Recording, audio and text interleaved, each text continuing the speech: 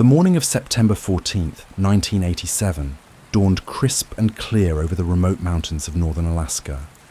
At precisely 0600 hours, as had been the case every morning for the past 12 years, the communications tower at Elmendorf Air Force Base should have received the routine status report from Forward Operating Base Kodiak, a classified facility nestled deep in the Alaskan wilderness. The report never came. What followed was one of the most bewildering incidents in modern military history. An entire airbase, home to over 300 personnel, had simply gone silent. No distress signals, no emergency transmissions, no indication of equipment failure or enemy action. Just an oppressive, inexplicable silence that would haunt investigators for decades to come. Forward Operating Base. Kodiak was not your typical military installation.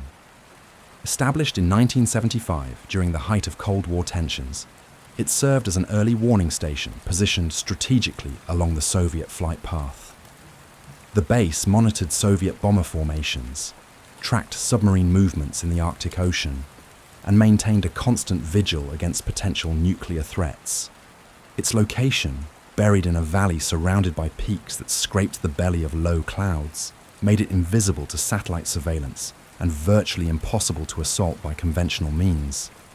The facility housed a mixed complement of Air Force personnel, Navy intelligence specialists, and a small contingent of Army engineers responsible for maintaining the base's sophisticated radar arrays. These men and women were the cream of the crop, handpicked for their technical expertise and psychological stability. Living in isolation for months at a time required a special kind of fortitude, and every person assigned to Kodiak had undergone extensive psychological evaluation. The base commander was Colonel William Richardson, a decorated Vietnam veteran whose steady leadership had earned him the respect of every person under his command. Richardson ran a tight ship, maintaining military discipline while fostering the camaraderie necessary for survival in such an isolated posting. His second-in-command, Major Patricia Hendricks, oversaw daily operations with meticulous attention to detail. Together, they had transformed Kodiak from a bare-bones listening post into one of the most effective early warning facilities in the American arsenal. The morning routine at Kodiak never varied. At 0545 hours, the communications officer would power up the main transmitter and run diagnostics on all equipment. At 0600 sharp, he would establish contact with Elmendorf and transmit the overnight activity report. This had happened without fail for over 4,000 consecutive days. Until September 14th. Sergeant Major Thomas Kellerman was manning the communications desk at Elmendorf when the scheduled transmission failed to materialize. A 20-year veteran with an unblemished service record, Kellerman had handled thousands of routine check-ins from remote installations. He knew the difference between equipment malfunction and something more serious. This felt different. Kellerman waited exactly 3 minutes before attempting to raise Kodiak on the emergency frequency. Standard protocol called for a 5-minute window to account for minor technical difficulties, but something in his gut told him not to wait. The emergency frequency yielded only static, a hollow emptiness that seemed to echo through the radio waves, like the sound of wind through abandoned buildings. Within 10 minutes, Kellerman had escalated the situation to his commanding officer. Within 30 minutes, a full-scale communication emergency had been declared. The implications were staggering. If Kodiak had been compromised by hostile forces, it represented not just the loss of a strategic facility, but potentially the exposure of classified intelligence operations that could jeopardize national security. The first rescue attempt launched at 10:30 hours. A specially modified CH-47 Chinook helicopter, equipped with Arctic survival gear and a team of para-rescue specialists, lifted off from Elmendorf under overcast skies. The flight to Kodiak normally took 90 minutes through the mountain passes, following a carefully plotted route that avoided the worst of the unpredictable Alaskan weather patterns. Master Sergeant Robert Silver commanded the rescue team. A veteran of numerous Arctic operations, Silver had pulled survivors from crashed aircraft, avalanches, and hostile territory throughout his career. He understood the dangers of the Alaskan wilderness better than most, having witnessed firsthand how quickly the environment could turn lethal. As the Chinook thundered through mountain valleys toward Kodiak, Silver briefed his team on worst-case scenarios. The helicopter encountered its first anomaly approximately 60 miles from the target. Flight conditions had been favorable throughout the journey, with clear visibility and moderate winds. But as they approached Kodiak's operational area, the weather began to deteriorate with startling rapidity. Clouds seemed to materialize from nowhere, thick and grey, pressing down from above like a massive weight. The pilot, Chief Warrant Officer Angela Martinez, had logged over 3,000 hours in Alaska's challenging airspace. She had flown through blizzards, ice storms, and wind conditions that would ground aircraft in the lower 48 states. But the atmospheric conditions surrounding Kodiak defied her experience. The air itself felt different, heavier somehow, as if the helicopter were pushing through invisible resistance. Temperature readings fluctuated wildly, dropping from a reasonable -10 degrees Fahrenheit to nearly -40 in a matter of minutes. The aircraft's navigation systems began displaying erratic readings, compass headings that shifted without explanation, and altitude measurements that contradicted visual references. Martinez found herself relying on dead reckoning and landmark navigation as her instruments became increasingly unreliable. The radio chatter between the rescue helicopter and Elmendorf grew increasingly tense as atmospheric interference mounted. Communications that should have been crystal clear became garbled and fragmented. Silver's reports to base operations took on an urgency that reflected the growing uncertainty of their situation. When the helicopter finally crested the ridge overlooking forward operating base Kodiak, what they found below defied all expectations. The base appeared completely intact. Buildings stood undamaged, vehicles remained parked in their assigned positions, and external equipment showed no signs of destruction or abandonment. Smoke rose from several chimneys, indicating that heating systems remained operational. Everything looked perfectly normal except for one glaring detail. There were no people. Silver scanned the facility through high-powered binoculars, searching for any sign of human activity. The base should have been bustling with personnel going about their daily routines. Instead, he observed a scene of eerie normalcy without the normalcy of human presence. It was as if 300 people had simply vanished into thin air, leaving behind a perfectly preserved installation that continued operating on automated systems. The landing zone adjacent to the base's main administrative building appeared clear and suitable for helicopter operations. Martinez brought the Chinook down with characteristic precision, though she noted that the aircraft's handling characteristics remained peculiar throughout the approach. The helicopter seemed to want to drift in directions that contradicted wind conditions, requiring constant corrections that shouldn't have been necessary. As the rotors wound down and the rescue team prepared to disembark, Silver made a decision that probably saved their lives. Instead of immediately deploying his full team to search the base, he ordered a reconnaissance by fire. 2 team members would advance to the nearest building, while the others remained with the aircraft, engines running and ready for immediate departure. Staff Sergeant Michael Torres and Airman First Class Jennifer Walsh volunteered for the initial reconnaissance. Both were seasoned combat veterans with extensive training in hostile environment operations.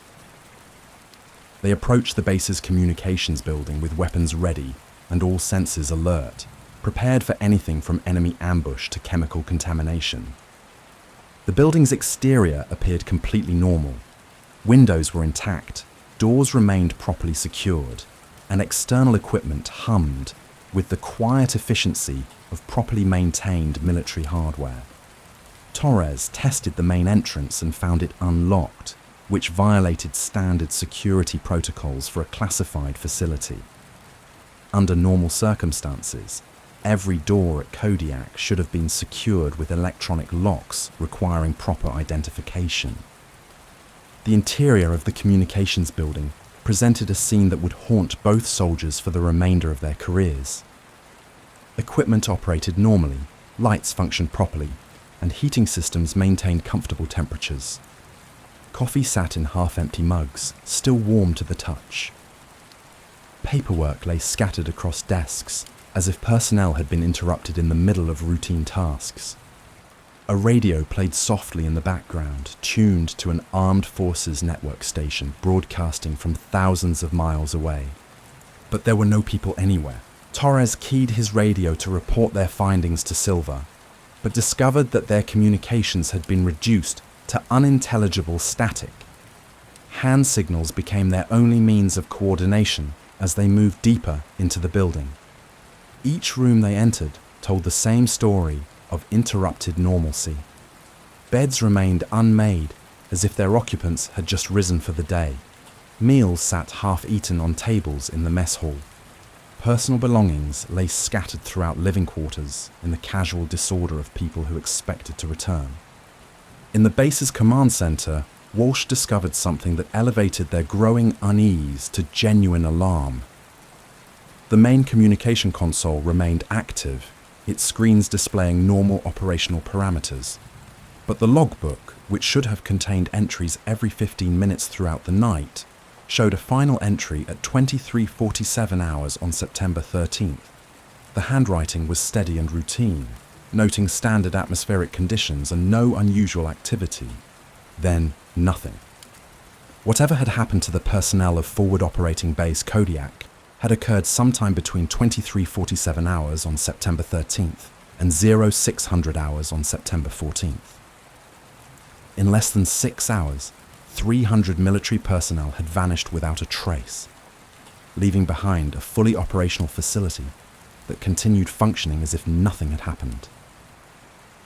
Torres and Walsh completed their reconnaissance of the communications building in growing silence. The absence of their comrades was absolute and inexplicable. There were no signs of struggle, no indication of hasty departure, no evidence of foul play or natural disaster. The personnel had simply ceased to exist, as if they had been carefully edited out of reality while leaving everything else untouched. As they prepared to return to the helicopter and report their impossible findings, Walsh noticed something that stopped her cold. On the meteorological station's recording equipment, she discovered readings that challenged everything she understood about atmospheric science. Temperature fluctuations that should have been impossible, barometric pressure variations that defied natural explanation, and magnetic field measurements that suggested the presence of forces unknown to conventional physics. The data painted a picture of environmental conditions that existed nowhere else on Earth, phenomena that seemed to originate from the base itself rather than natural weather patterns. It was as if forward operating base Kodiak had become the epicenter of atmospheric disturbances that violated the fundamental laws of nature. The meteorological readings Walsh discovered would later be classified at the highest levels, but what she observed in those final moments inside the communications building defied rational explanation. The atmospheric monitoring station showed electromagnetic signatures consistent with phenomena that existed only in theoretical physics textbooks. Magnetic field variations that pulsed in patterns too regular to be natural, too complex to be artificial. Torres motioned urgently toward the exit as their handheld radiation detectors began clicking with increasing frequency. Not the steady alarm of dangerous contamination, but an erratic pattern that suggested something interfering with the instruments themselves. The Geiger counters seemed confused, registering readings that fluctuated wildly before settling into impossible measurements that indicated both the presence and absence of radioactive material simultaneously. As they retreated toward the helicopter, both soldiers reported experiencing physical sensations that had no medical explanation. a tingling in their extremities that felt like mild electrical current, accompanied by a persistent ringing in their ears that wasn't quite sound. The air itself seemed to vibrate with an energy that made their teeth ache and caused their vision to blur slightly at the edges. Silver watched through binoculars as his reconnaissance team emerged from the building, their body language conveying urgency without panic. Professional soldiers trained to handle extreme situations, both Torres and Walsh moved with the controlled haste of people who had encountered something beyond their understanding. Their attempted radio communications produced only static, but their hand signals were clear enough. Whatever they had found inside demanded immediate evacuation. The rescue team's extraction from forward operating base Kodiak proved even more challenging than their arrival.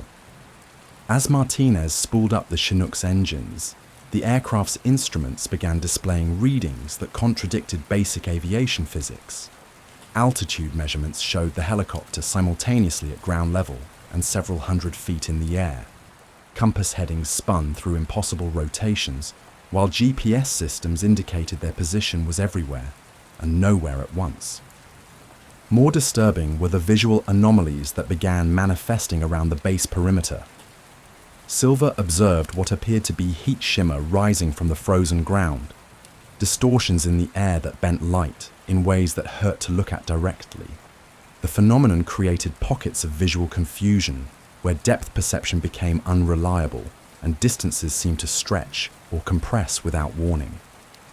The temperature readings continued their erratic behavior, fluctuating between Arctic cold and temperate warmth within seconds. Ice crystals formed and melted simultaneously on the helicopter's windscreen, creating patterns that defied the laws of thermodynamics. Martinez found herself flying an aircraft that responded normally to control inputs, while existing in an environment that seemed to follow entirely different physical principles. As the Chinook lifted off from the landing zone, every member of the rescue team experienced the same inexplicable sensation, a pulling feeling, as if something invisible were trying to draw them back toward the base. Not physical resistance that could be overcome with power, but a psychological magnetism that made leaving feel like abandoning something essential. The sensation intensified as they gained altitude, creating an almost overwhelming urge to return and investigate further. Martinez fought against flight characteristics that changed without warning. The helicopter's normal handling became unpredictable, with control responses that varied from sluggish to hypersensitive seemingly at random. Maintaining level flight required constant corrections as the aircraft seemed to want to drift in directions that had nothing to do with wind patterns or mechanical issues. The atmospheric disturbances that had complicated their approach intensified during departure. Cloud formations appeared and dissipated with supernatural speed, creating visibility conditions that shifted from clear to near zero in moments. Lightning flickered within clouds that showed no signs of storm activity, brief flashes of illumination that revealed landscapes that didn't match their known geographic position. Radio communications with Elmendorf remained impossible until the helicopter had traveled nearly 40 miles from Kodiak's location. When contact was finally re-established, the quality of transmission suggested they were much farther from base operations than their actual position indicated. Distance measurements that should have been routine became exercises in confusion as conventional navigation methods proved unreliable. The rescue team's debriefing at Elmendorf began within hours of their return, conducted by intelligence officers whose questions revealed the serious implications of their discoveries. The disappearance of 300 military personnel from a classified facility represented a security breach of unprecedented magnitude, but the circumstances surrounding their vanishing defied conventional investigation methods. Silver's report described a base that appeared to be functioning normally while completely devoid of human presence. Equipment operated according to specifications, automated systems maintained proper environmental conditions, and security measures remained in place despite the absence of anyone to monitor them. The facility had become a ghost installation, perfectly preserved but utterly abandoned. The meteorological data that Walsh had observed became the subject of intense scientific scrutiny. Atmospheric researchers brought in from classified government programs struggled to explain readings that seemed to violate fundamental physical principles. The electromagnetic signatures detected around Kodiak matched no known natural phenomena and bore only superficial resemblance to artificial energy sources. Temperature variations recorded by the base's monitoring equipment showed fluctuations that should have been impossible within the confines of natural weather systems. Barometric pressure readings indicated atmospheric conditions that existed nowhere else on Earth, suggesting the presence of forces that operated outside conventional meteorological understanding. Most troubling were the magnetic field measurements that revealed disturbances extending far beyond the base's physical boundaries. The data suggested that forward operating base Kodiak had become the epicenter of phenomena that affected the fundamental nature of space itself, creating distortions in the Earth's magnetic field that rippled outward like stones dropped into still water. Within 72 hours of the initial disappearance, a full investigative team had been assembled under the highest classification levels. The group included military investigators, atmospheric scientists, electromagnetic specialists, and personnel trained in evaluating threats that fell outside conventional categories. Their mission was to determine what had happened to the missing personnel and assess whether the phenomena surrounding Kodiak posed broader security risks. The investigative team's approach to forward operating base Kodiak revealed that the atmospheric disturbances had not diminished in the days following the initial incident.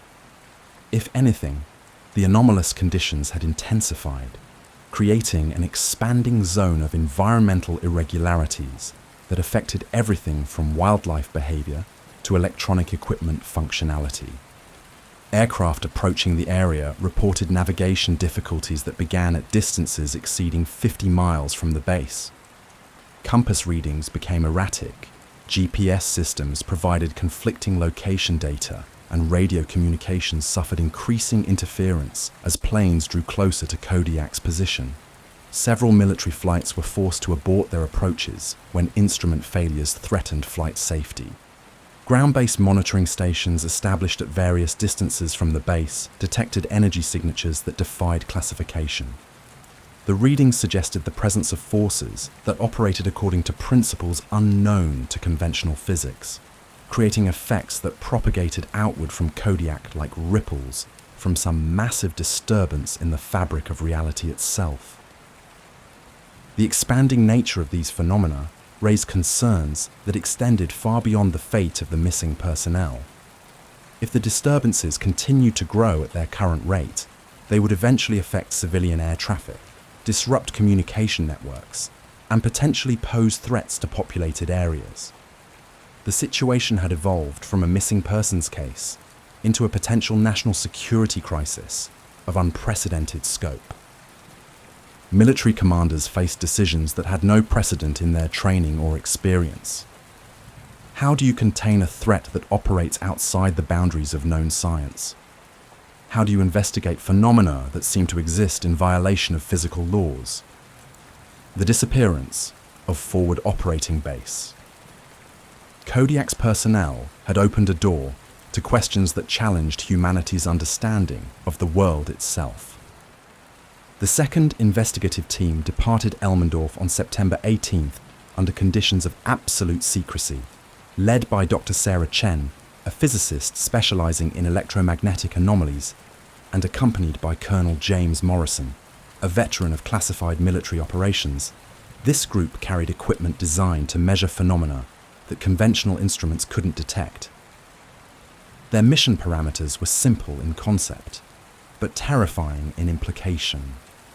Determine whether the expanding disturbances posed an existential threat to national security. Unlike the hasty rescue attempt 4 days earlier, this expedition approached forward operating base Kodiak with methodical precision. The team included atmospheric specialists, geologists, medical personnel trained in radiation exposure, and communications experts equipped with hardened electronics designed to function in extreme electromagnetic environments. Every piece of equipment had been triple-checked and tested against known interference sources. Dr. Chen had spent her career investigating unexplained electromagnetic phenomena for government agencies whose existence was classified above top secret. She had analyzed atmospheric disturbances over Nevada test sites, investigated radar anomalies in restricted airspace, and documented energy signatures that appeared at the intersection of experimental weapons testing and natural phenomena. But the readings transmitted from monitoring stations around Kodiak exceeded anything in her classified files. The helicopter carrying the investigation team encountered the first electromagnetic disturbances at a distance of 63 miles from the base. Flight instruments began displaying impossible readings, showing altitude measurements that placed the aircraft simultaneously above and below sea level. Navigation systems provided coordinates that positioned them in multiple locations at once, while compass readings spun through rotations that followed no magnetic principle known to science. Major Lisa Rodriguez piloted the modified Black Hawk with expertise gained through decades of flying in hostile electromagnetic environments. She had navigated aircraft through radar jamming operations, electronic warfare exercises, and atmospheric conditions created by experimental military technology. But the disturbances surrounding Kodiak challenged her understanding of aviation physics in ways that made her question the reliability of her own senses. As the helicopter penetrated deeper into the anomalous zone, the crew experienced physical sensations that had no medical explanation. A persistent vibration seemed to emanate from within their bodies, as if their cellular structure were resonating with some external frequency. Vision became unreliable at the periphery, with shadows that moved independently of their sources and distances that compressed or expanded without warning. Dr. Chen monitored her instruments with growing amazement and concern. The electromagnetic signatures she was recording exceeded theoretical maximums for natural phenomena, while displaying organizational patterns that suggested artificial origins. The energy readings pulsed in mathematical sequences that seemed too complex for random occurrence, too precise for natural generation, yet too alien for human technology. Temperature fluctuations inside the helicopter became extreme enough to affect equipment functionality. Electronics designed to operate in Arctic conditions began overheating, while cold weather gear proved inadequate against temperature drops that occurred within seconds. The atmosphere itself seemed to be cycling through seasonal variations at an accelerated rate, creating microclimates that defied meteorological explanation. When forward operating base Kodiak finally came into view, the investigation team observed changes that hadn't been visible during the initial rescue attempt. The facility appeared to be surrounded by a zone of visual distortion that made accurate observation difficult. Buildings seemed to shift positions slightly when viewed through different instruments, and the base perimeter appeared to expand and contract in subtle rhythms that followed no recognizable pattern. More disturbing were the shadows cast by structures and equipment throughout the base. Despite consistent lighting conditions, shadows fell in multiple directions simultaneously, creating overlapping patterns of darkness that hurt to observe directly. Some shadows appeared to move independently of the objects casting them, flowing across the ground like liquid darkness that responded to forces unrelated to the position of the sun. The landing approach required Rodriguez to rely on instruments that contradicted visual references at every stage. Altitude readings suggested the ground was both approaching and receding simultaneously, while directional indicators provided guidance toward landing zones that appeared to exist in multiple locations. She found herself piloting an aircraft through an environment where the fundamental assumptions of flight no longer applied. As the Black Hawk settled onto the landing zone, Every member of the investigation team felt the same inexplicable sensation that had affected the rescue crew days earlier. A pulling force that seemed to originate from the base itself. Not physical resistance, but psychological magnetism that made remaining outside the facility feel like abandoning something essential to their existence. Dr. Chen was the first to disembark, carrying detection equipment that immediately began registering readings beyond its designed parameters. Electromagnetic field measurements exceeded the instrument's maximum range while displaying patterns of organization that suggested conscious control rather than natural phenomena. The base had become a focal point for energies that operated according to principles unknown to conventional physics. Colonel Morrison established a defensive perimeter around the helicopter, while his team prepared for systematic exploration of the facility. Unlike the hasty reconnaissance conducted by the rescue team, this investigation would proceed with scientific methodology and military precision. Every building would be searched, every piece of equipment examined, and every anomaly documented with instruments designed to detect the impossible. The team's first objective was the base communications center, where the final log entries had been recorded before the disappearance. As they approached the building, their handheld instruments began displaying readings that challenged their understanding of electromagnetic science.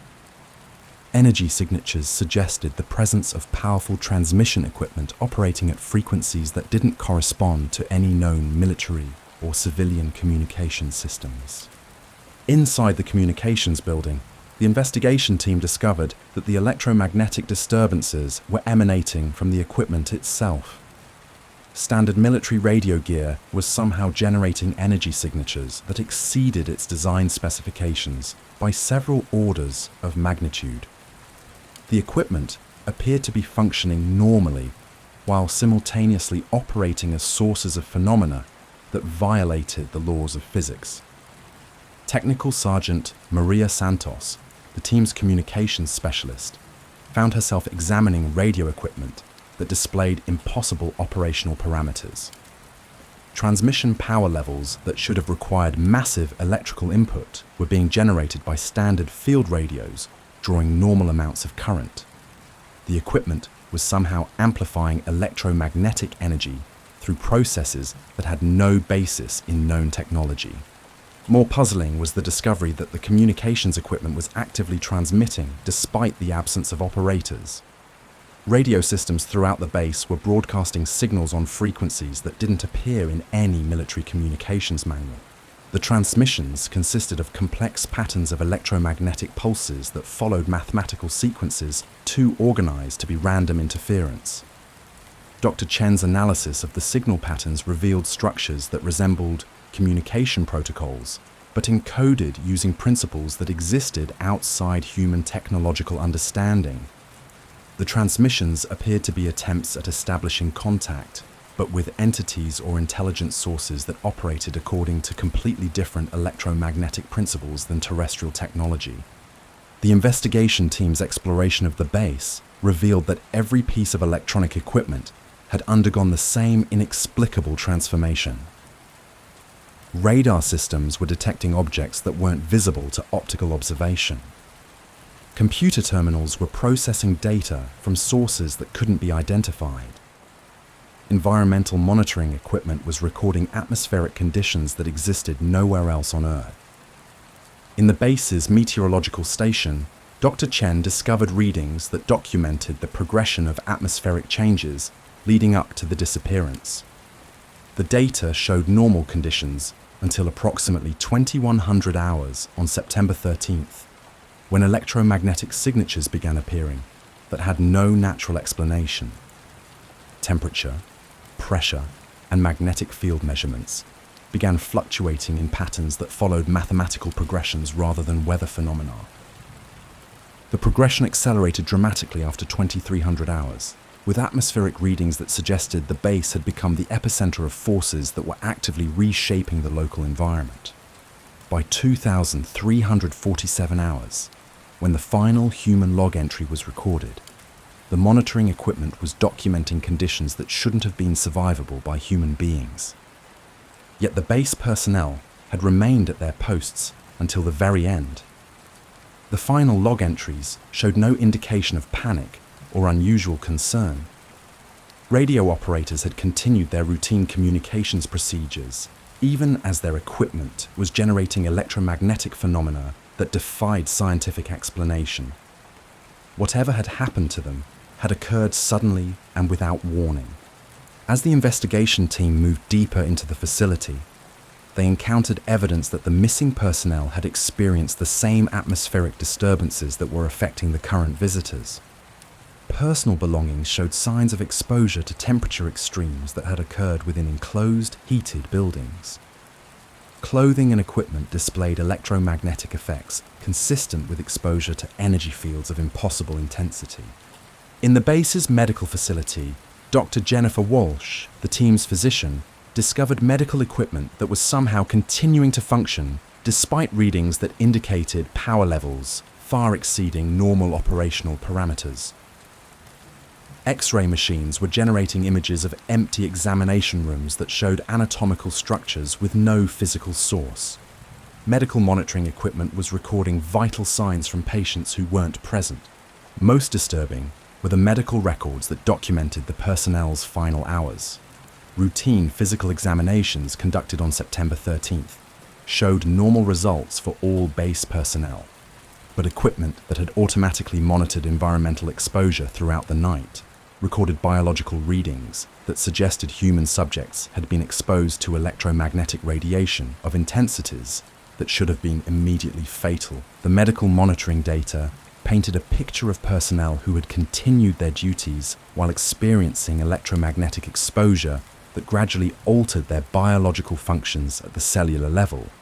Heart rates had synchronized across all monitored personnel, brain activity patterns had begun following mathematical sequences, and body temperatures had fluctuated in response to the atmospheric changes affecting the entire base.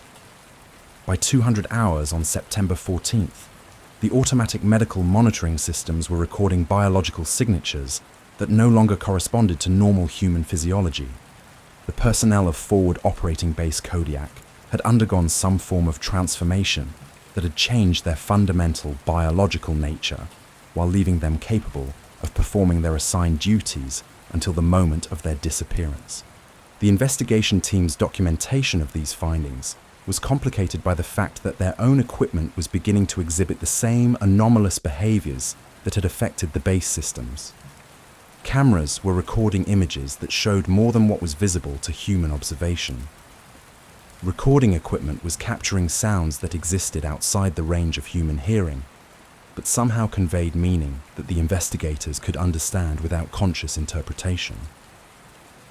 As evening approached and the electromagnetic disturbances intensified, Dr. Chen made the decision to evacuate the investigation team before they too became affected by whatever forces had claimed the original personnel. The phenomena surrounding Forward Operating Base Kodiak were not diminishing with time, but were instead growing stronger, expanding outward, and beginning to affect anyone who remained within their influence for extended periods. The helicopter extraction proved even more challenging than their arrival. Major Rodriguez found herself piloting an aircraft through atmospheric conditions that seemed designed to prevent departure.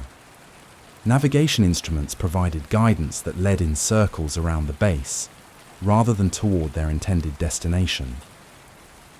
Radio communications with Elmendorf became impossible, as their signals were somehow being redirected back to the base's own communication systems. Most terrifying was the realization that the investigation team was beginning to experience the same physiological changes that had affected the original base personnel. Heart rates were synchronizing. Thought patterns were becoming organized according to mathematical principles they didn't understand, and their perception of time was becoming distorted in ways that made the passage of hours feel both instantaneous and eternal. The helicopter finally escaped the immediate influence of the base's electromagnetic field after what felt like hours of flight that instruments recorded as lasting only minutes. As they gained distance from Kodiak, the crew's biological functions gradually returned to normal parameters, but all retained memories of experiencing consciousness that operated according to principles entirely different from normal human awareness. The debriefing that followed the investigation team's return to Elmendorf took place in a classified facility buried 3 stories beneath the base's main administrative complex. Dr. Chen's preliminary report documented electromagnetic phenomena that challenged the fundamental assumptions of modern physics, while Colonel Morrison's tactical assessment raised questions about threats that existed outside conventional military doctrine. The medical evaluations conducted on all team members revealed cellular changes that had occurred during their brief exposure to the base's atmospheric disturbances. Blood samples showed electromagnetic signatures that shouldn't have existed in human tissue, while brain scans documented neural activity patterns that followed mathematical progressions rather than normal biological rhythms. Most concerning was the discovery that these changes appeared to be permanent, suggesting that exposure to the phenomena had left lasting effects on everyone who had entered the affected area. Within 48 hours, the decision was made to establish a permanent monitoring station at a safe distance from forward operating base Kodiak. The facility would be staffed by rotating teams of specialists who would observe the expanding electromagnetic disturbances while maintaining strict exposure limits to prevent the physiological transformations that had affected both the original personnel and the investigation teams. The monitoring station, designated Observatory 7, was constructed on a ridge 12 miles southeast of Kodiak's position. The distance had been calculated to place the facility outside the current range of electromagnetic effects, while providing clear sight lines for optical and electronic surveillance. The station's equipment included hardened electronics designed to function in extreme electromagnetic environments, automated recording systems that could operate without human supervision, and communication arrays that used quantum entanglement principles to maintain contact with Elmendorf, regardless of local interference conditions. Dr. Chen assumed command of Observatory 7's scientific operations, leading a team of physicists, atmospheric specialists, and electromagnetic researchers drawn from classified programs throughout the government. Their mission was to document the progression of phenomena around Kodiak while developing theoretical frameworks that might explain what had happened to the missing personnel. The work was complicated by the fact that conventional scientific instruments were inadequate for measuring forces that seemed to operate outside known physical laws. The first month of observations revealed that the electromagnetic disturbances were not random anomalies, but followed complex patterns that suggested conscious organization. Energy signatures pulsed in mathematical sequences that resembled attempts at communication, while atmospheric changes occurred in cycles that corresponded to no known natural phenomena. Most disturbing was the discovery that the patterns were evolving, becoming more complex and organized as time progressed. Colonel Morrison established the military component of Observatory 7, commanding a specialized unit trained in defending against threats that fell outside conventional categories.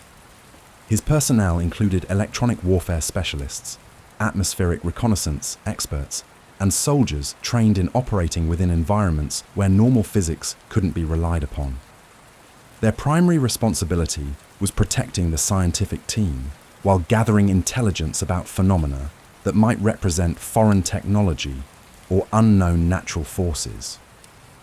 The military assessment of the Kodiak situation focused on the possibility that the electromagnetic disturbances were the result of experimental weapons testing or covert operations by foreign powers. Soviet technology had achieved significant advances in electromagnetic warfare during the 1980s, and the possibility that Kodiak had been targeted by some form of directed energy weapon couldn't be dismissed. However, the complexity and sustained nature of the phenomena suggested capabilities that exceeded any known terrestrial technology. As autumn progressed into winter, the monitoring equipment at Observatory 7 documented the continuing expansion of electromagnetic effects around forward operating base Kodiak. The zone of atmospheric disturbances had grown from a radius of 60 miles to over 100 miles, affecting weather patterns, disrupting communications, and causing navigation difficulties for aircraft throughout central Alaska. The phenomena showed no signs of diminishing and appeared to be gaining strength as they expanded. More troubling were reports from civilian populations in remote Alaskan communities who had begun experiencing unusual phenomena.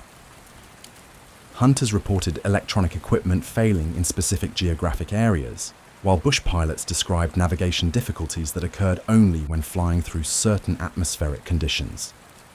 Indigenous communities shared stories of changes in animal behavior and atmospheric phenomena that their traditional knowledge couldn't explain. The expansion of electromagnetic effects began affecting commercial aviation routes, forcing the Federal Aviation Administration to establish restricted airspace around the affected area. The restrictions were implemented under the guise of military training operations, but aviation authorities were briefed on the genuine nature of the threat to flight safety. Aircraft entering the electromagnetic zone experienced instrument failures that could result in catastrophic navigation errors or complete loss of control. Dr. Chen's research team made their most significant breakthrough in late October when they succeeded in decoding portions of the electromagnetic transmissions emanating from Forward Operating Base Kodiak. The signals were not random interference, but represented a form of communication that used principles unknown to human technology. The messages appeared to be attempts at establishing contact, but with consciousness that operated according to entirely different electromagnetic principles than terrestrial intelligence. The decoded transmissions revealed that the missing personnel of Forward Operating Base Kodiak had not been destroyed or transported to another location. Instead, they had undergone a transformation that had changed their fundamental nature while preserving their consciousness and memories. The electromagnetic phenomena were not weapons or natural disasters, but represented a form of existence that transcended the boundaries between matter and energy, individual consciousness, and collective awareness. The implications of this discovery fundamentally altered the military's understanding of the Kodiak incident.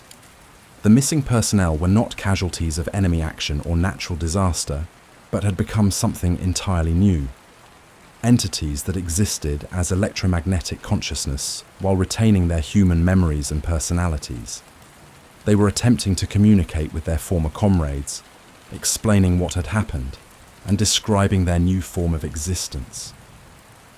The electromagnetic signatures emanating from Forward Operating Base Kodiak continue to this day, now spanning over 200 miles across the Alaskan wilderness. Observatory 7 maintains its vigil, documenting phenomena that challenge our understanding of consciousness, matter, and the very nature of human existence. The 300 personnel who vanished that September morning in 1987 remain present in ways that transcend our conventional definitions of life and death. Their story serves as a reminder that in the remote corners of our world, where duty calls our forces to stand watch in places few will ever see, some mysteries exist beyond any training manual or scientific framework. The men and women of Forward Operating Base Kodiak fulfilled their mission in ways they never could have imagined, becoming guardians of secrets that stretch the boundaries of human comprehension. Whether their transformation represents evolution or catastrophe may never be fully understood. What remains clear is that some posts require a different kind of service, some duties extend beyond the limits of mortal existence, and some sacrifices transcend everything we thought we knew about what it means to serve. The base that went silent overnight continues to transmit its messages across dimensions. We're only beginning to recognize a testament to dedication that neither time nor the laws of physics could diminish. In the end, Forward Operating Base Kodiak achieved a form of eternal vigilance that no human installation could maintain. Its personnel found a way to continue their watch from a realm where electromagnetic consciousness intersects with electromagnetic duty, where the mission continues in ways that challenge everything we understand about the nature of service itself.